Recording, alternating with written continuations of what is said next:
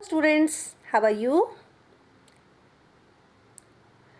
I hope you are studying regularly and very seriously. Today in this class we are going to read about present perfect tense. और present perfect tense की identification अगर हिंदी के हिसाब से देखा जाए तो क्या होती है कि उस सेंटेंस के एंड में चुका है, चुके हैं, किया है, गया है, लिया है, इस तरह की बातें आती हैं। जैसे वो खाना खा चुका है, वो गाना गा चुके हैं, वो उसने काम कर लिया है, वह वहाँ चला गया है। इस तरह की बात जहाँ पर हो रही हो वहाँ पर हम प्रेजेंट परफेक्ट टेंस का यूज़ करेंगे। और प्रेजेंट परफेक्ट टेंस का सेंटेंस स्ट्रक्चर क्या होता है, सबसे पहले हम इसकी बात कर लेते हैं। सिंगुलर सब्जेक्ट हो तो हैज़ या हैव के साथ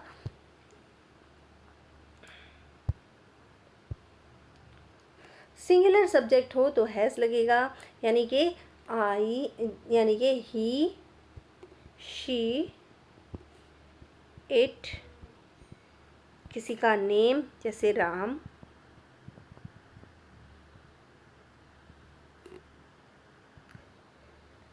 या फिर कोई सिंगुलर या प्लूरल नाउन जैसे कि सिंगुलर नाउन जैसे कि बॉय,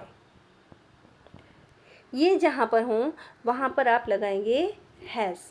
और इसके अलावा और भी कुछ कहीं पर है तो वहाँ पर लगाएंगे आप हैव। तो ये तीन चीज़ें जहाँ पर हैं वहाँ पर आप हैज़ लगाएंगे और हैज़ के साथ वर्ब की थर्ड फॉर्म आएगी और उस थर्ड फॉर्म के साथ फिर आपका सेंटेंस बन जाएगा। प्लूरल सब्जेक्ट है तो फिर हैव लगेगा।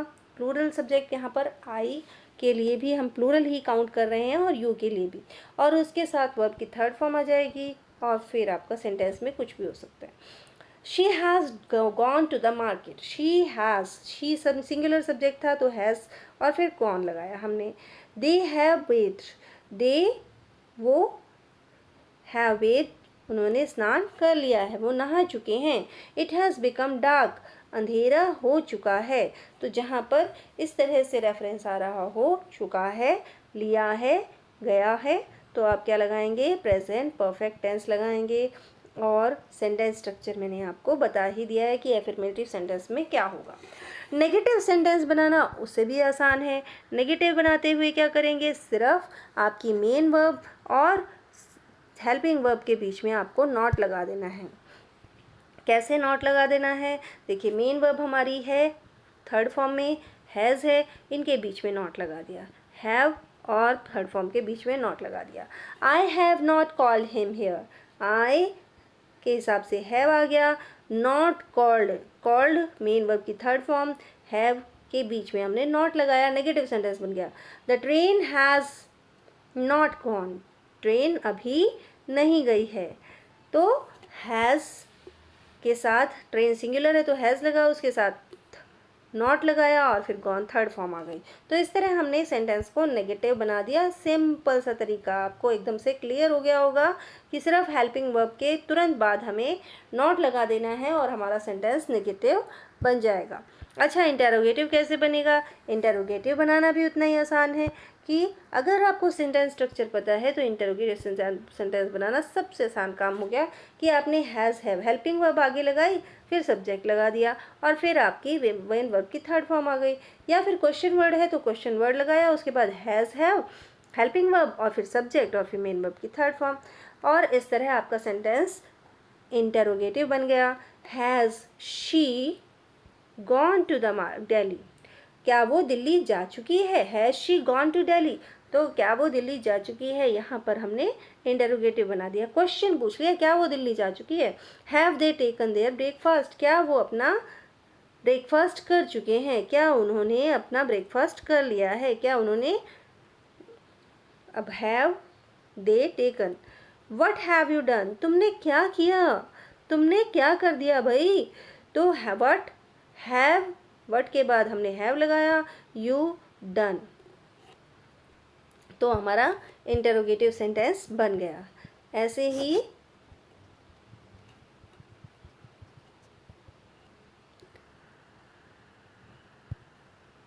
Y has not Brijesh come yet, Brijesh अब तक क्यों नहीं आया है। वाई के बाद हैज़ लगाया, फिर नॉट लगाया और फिर ब्रिजेश हमारा सब्जेक्ट आ गया और फिर कम आ गया थर्ड फॉर्म। कम, केम, कम, तीनों फॉर्म, कम की फर्स्ट फॉर्म भी कम होती है और थर्ड फॉर्म भी कम होती है। अब यूजेस देख लेते हैं। यूजेस क्या होते हैं? To express an action that has recently been completed, ऐसा एक्शन एक्सप्रेस करने के लिए जो अभी अभी ख़त्म हुआ है, हम प्रेजेंट परफेक्ट टेंस का यूज़ करेंगे। She has just taken T, she has just taken T, अभी अभी कप रखा है भाई, हमने हमारे सामने देखा है कि उसने अभी अभी चाय पी है। They have one the match, वो मैच जीत चुके हैं, अभी अभी जीत गए। मतलब आपने किसी से पूछा भाई मैच का क्या रहा, तो वो जवाब दे रहा है कि they have one the match, अभी वो मैच जीत चुके हैं। तो ऐसे में आपने जो काम अभी अभी ख़त्म हुआ उसके साथ आपने क्या लगाया? Present perfect tense. अब दूसरी सिचुएशन जहाँ पर हम प्रेजेंट परफेक्ट का यूज़ करते हैं वो क्या होती है? To express an action whose time is not given, एक ऐसा एक्शन एक्सप्रेस करने के लिए जिसका हमें ये तो पता है कि वो पूरा हो चुका है, पास्ट में हो चुका है, लेकिन कब हुआ वो टाइम मेंशन नहीं है, तो हम प्रेजेंट परफेक्ट का यूज़ करेंगे। एग्जाम्पल देखिए, my uncle has not gone to America, मेरे अंकल अमेरिका जा चुके हैं। अब वो कब गए थे? 2 हफ्ते पहले गए थे कि 2 महीने पहले या 2 साल पहले, कुछ नहीं बताया, तो हमने प्रेजेंट परफेक्ट लगा दिया। Have you done MSc in maths, मैं पूछ रही हूँ आपने MSc मैथ्स किया है क्या, ये थोड़ी ना पूछ रही हूँ कि आपने 2 साल पहले की थी क्या। तो मैं ये क्या पूछ रही हूँ, क्या आपने किया है? तो आपने किया है तो आप कहेंगे yes I have done MSc maths, नहीं किया है तो कहेंगे no I have not done MSc maths. तो कुछ सवाल पूछने के लिए आपने हैव के साथ डन कर लिया, हमें टाइम नहीं पता कौन सा है। I have never known him to be angry, मैं उन्हें कभी गुस्सा होते नहीं देखा है, तो I have never known him to be angry, मैं उन्हें नहीं जानती हूँ गुस्से में, यानी गुस्सा होते हुए तो उन्हें मैंने देखा ही नहीं है। अब जब से मैं जानती हूँ तब से लेके अब तक की बात हो रही है और टाइम नहीं दिया गया कब से मैं जानती हूँ, तो हमने सिंपल प्रेजेंट परफेक्ट टेंस का यहाँ पर यूज़ कर दिया ऐसे एक्शन को बताने के लिए जिसका टाइम नहीं दिया गया है। तो पहली सिचुएशन जो काम अभी पूरा हुआ है, दूसरी सिचुएशन जो काम पास्ट में हुआ लेकिन जिसका अभी हमें टाइम नहीं दिया गया। Next is to describe past event whose effect still exist, ऐसी पास्ट की इवेंट जिसका अवसर, जिसका प्रभाव अभी देखने को मिल रहा है, उसके साथ हम प्रेजेंट परफेक्ट टेंस लगाते हैं। एग्जाम्पल देखिए, I have finished my work, मैंने मेरा काम पूरा कर लिया है। अब मैंने काम पूरा कर लिया तो उसका रिजल्ट क्या है? नाउ आई एम फ्री, अब मैं फ्री हूँ, कुछ भी कर सकती हूँ। तो क्योंकि मैंने काम कर लिया है तो मैं फ्री हूँ, उसका असर ये हुआ है कि मैं फ्री हूँ, अभी भी एग्जिस्ट कर रहा है, तो हमने प्रेजेंट परफेक्ट लगाया। Mrinal has eaten all the apples, Mrinal ने सारे एप्पल्स खा लिए। So I can not give you any, अब असर क्या है? आप क्यों याद आ रहा है कि एप्पल खा लिए? क्योंकि मुझे तुम्हें देने थे लेकिन उसने खा लिए तो अब मेरे पास नहीं है, तो इसलिए हमने कहा has eaten. Vikas has cut his finger and it is bleeding now, अब क्या है? उसकी उंगली काट ली, उसने तो काट ली लेकिन मेरे पे क्या असर है कि अभी खून निकल रहा है उसमें से, इसलिए मुझे याद आ रहा है कि उसने उंगली काट ली है। तो यहाँ पर हमारा ऐसा एक्शन एक्सप्रेस करने के लिए जो कि जिसका असर प्रेजेंट में हो रहा है, हमने प्रेजेंट परफेक्ट टेंस का यूज़ किया। To describe an action that began in the past and is still continuous and possibly will continue in future, ऐसा एक्शन जो पास्ट में शुरू हुआ और जिसका असर जो कि अभी भी कॉन्टीन्यूस है और शायद भविष्य में भी कॉन्टीन्यूस रहेगा, उसे एक्सप्रेस करने के लिए हम प्रेजेंट परफेक्ट कॉन्टीन्यूस का यूज़ करेंगे। For example, I have known him for a long time, मैं उसे बड़े लंबे समय से जानती हूँ। अब यहाँ पर मैं कब जानना शुरू किया था? बहुत लंबे समय पहले, और अभी भी तो जान रही हूँ, ऐसा थोड़ी है कि बोलने के बाद मैं जानना बंद हो जाऊँगी। तो यहाँ पर हमने ऐसा एक्शन जो पास्ट में शुरू हुआ और अभी भी चल रहा है उसके लिए हमने लगाया। I have taught in this school for 15 years, मैंने इस स्कूल में 15 साल तक पढ़ाया है। अब क्या मैंने जब कह दिया तो उसके बाद पढ़ाना छोड़ दूँगी? नहीं छोड़ूंगी। तो यहाँ पर भी क्या है? यहाँ पर भी प्रेजेंट परफेक्ट टेंस का यूज़ करेंगे। Sharmas have lived in this house for since 2007 Sharma's. अब यहाँ पर शर्माज का मतलब क्या है, शर्मा फैमिली, कि शर्मा फैमिली यहाँ पर कब से रह रही है, 2007 से रह रही है। तो क्या मेरे बोलने के बाद वो रहना छोड़ देंगे, नहीं छोड़ेंगे, वो आगे भी कंटिन्यू रखेंगे। तो ऐसी सिचुएशन में हम क्या लगाएंगे, प्रेजेंट परफेक्ट टेंस, काम पास्ट में शुरू हुआ लेकिन अभी भी कॉन्टिन्यूस है।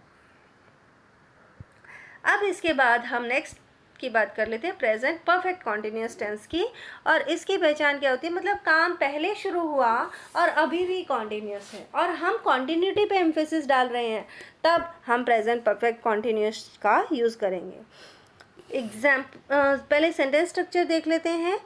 सिंगुलर सब्जेक्ट के साथ हैज़ आएगा, और यानी कि ही शी इट के साथ हैज़ आएगा, और नाम के साथ हैज़ आएगा, बीन आएगा, फिर first form of a verb plus ING, और फिर फॉर या सिंस में से कोई एक, और उसके बाद एडवर्ब ऑफ टाइम।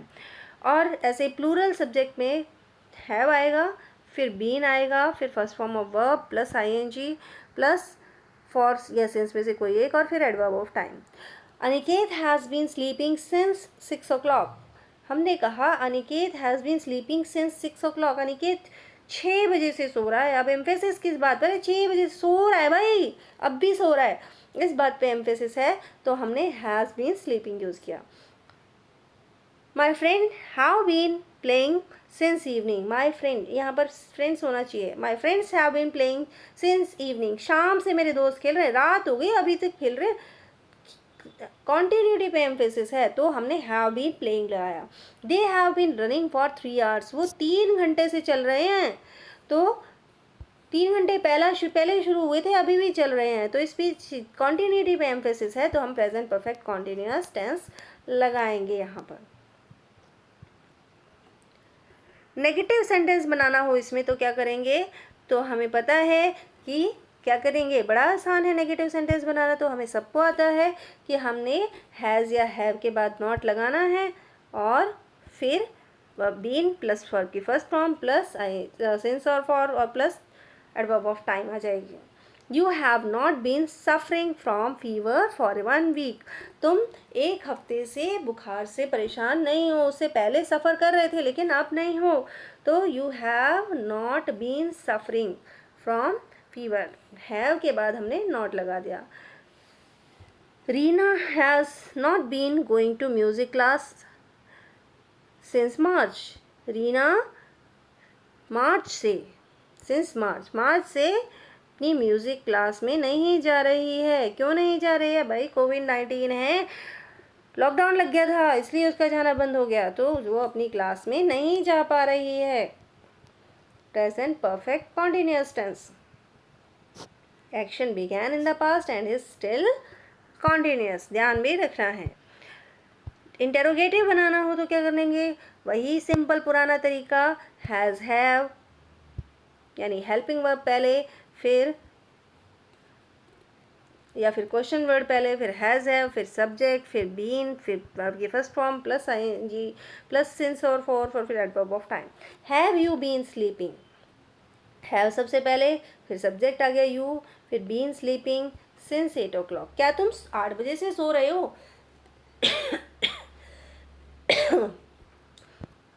तो इस तरह से हमने इसे क्वेश्चन सेंटेंस में बना दिया।